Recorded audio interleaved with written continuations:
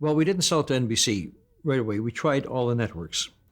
We had done this show. We had run through for lawyers groups. We had run through for the Latter Day Saints quilting bee at 8 o'clock in the morning. A bunch of women together. Uh, Take off pounds sensibly on top of a supermarket in Sherman Oaks. Everywhere we could get a group together, we played it with a bunch of envelopes and a rubber chicken because we didn't have the prizes. We didn't have three doors, but we simulated it. And you'd say, do you want this envelope or do you want this? And you just want a refrigerator or you've got a rubber chicken or whatever it was. It got such a reaction that we knew we were onto something. So now it's time to show it to the networks. CBS didn't want to see anything. No game shows. So we have two clients, NBC and ABC.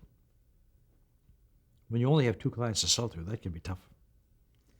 So we show it to ABC. We take over a big studio in the corner of Sunset and Vine, the big NBC studio. We have 300 people come to see the show. And we have simulated three doors and still no prizes, just rubber chicken and envelopes. And we play this game with contestants, and they're making choices, and they're getting stuck with a dozen pies or a cow or something like that. And the roar in that studio, roaring, just absolutely roaring, without the actual prizes there. Now, after the show is over, I am walking on air. I have never heard such an explosion from people at a run-through in my life. And I take a couple of deep breaths, and I go back into the room, and there's my partner with Jimmy Safir, our agent. Jimmy Safir handled Bob Hope and us. Those were his two clients. And two guys from ABC.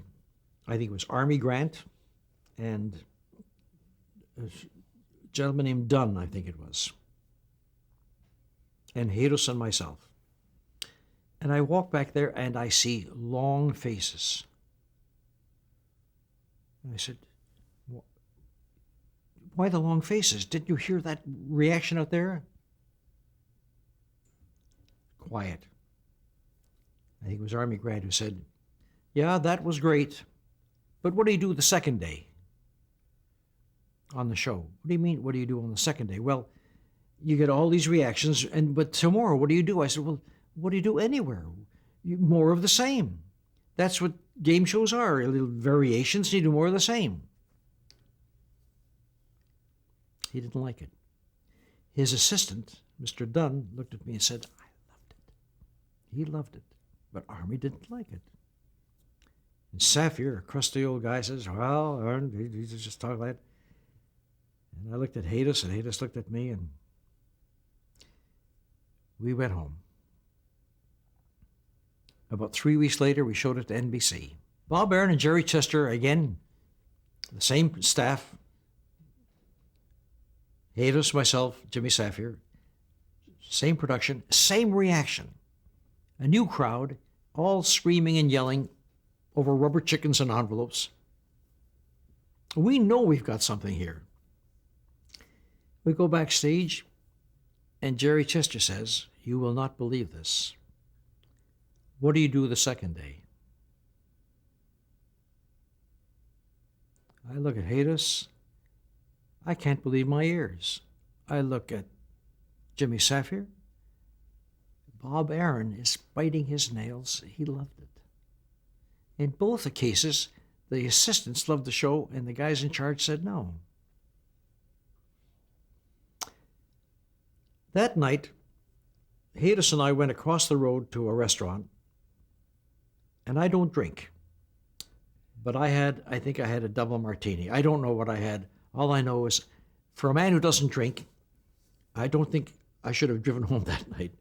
But I was so upset because after being in this business for as many years as we were, Haydos and myself, we've done so many shows. We've been through so many run-throughs. I've done through 1,000 shows. I've created these shows. I've participated in other people's shows. I knew we had something.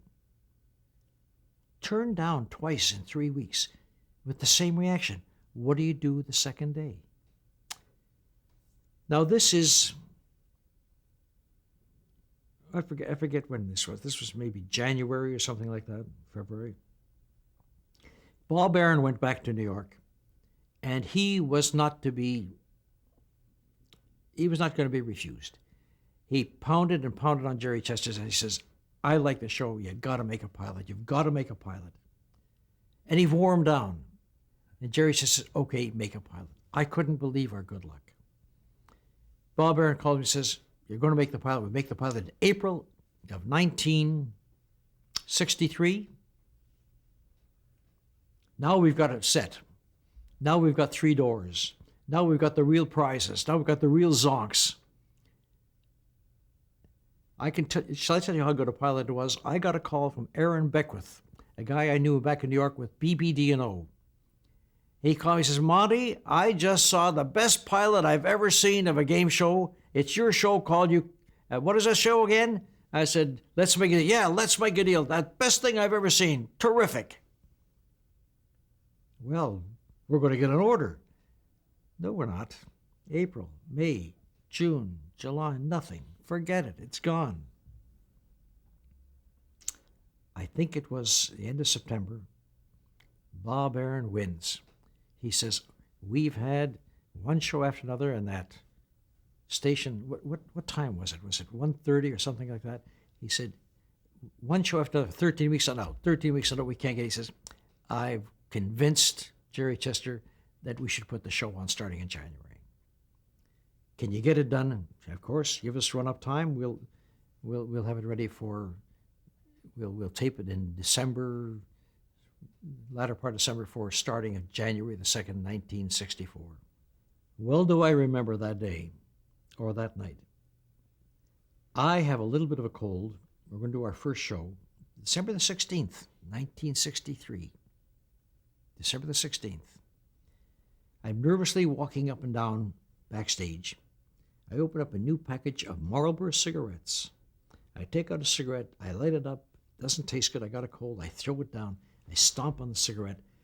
Nat Liggerman, one of my assistants there, said, Nat, here's the package of cigarettes. I'm not going to smoke for the duration of this contract, 13 weeks, and I'm not going to smoke for 13 weeks. And the show was on the air. It's a hit. And at the end of 13 weeks, NBC renews, and I renewed my pledge not to smoke. And they renewed, and I renewed, and they renewed, and I renewed, and I never smoked since December the 16th, 1963 to this day.